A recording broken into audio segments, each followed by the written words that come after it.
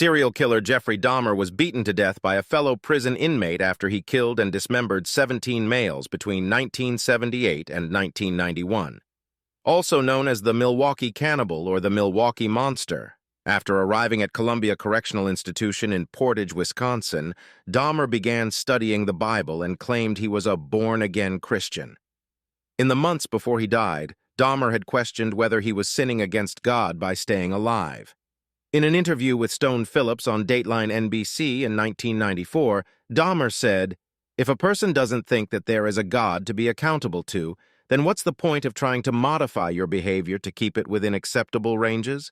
That's how I thought anyway." And on the day of his death, instead of begging for his life or trying to ask forgiveness for his gruesome crimes, he told killer Christopher Scarver, after being hit the first time with a metal bar, "I don't care if I live or die. Go ahead and kill me." Although he was diagnosed with borderline personality disorders and a psychotic illness, Dahmer was determined to be legally sane at trial. He was convicted of 15 of 16 killings in Wisconsin and was given 15 life sentences on February 17, 1992. Dahmer was later sentenced to a further life term for a murder he committed in Ohio in 1978. He was attacked on November 28, 1994, after leaving his cell for work duty with fellow inmates, Jesse Anderson and Scarver. The trio were given the job of cleaning the showers in the prison gym. They were unsupervised for around 20 minutes, then just after 8 a.m., Dahmer was found by guards on the floor of the bathrooms.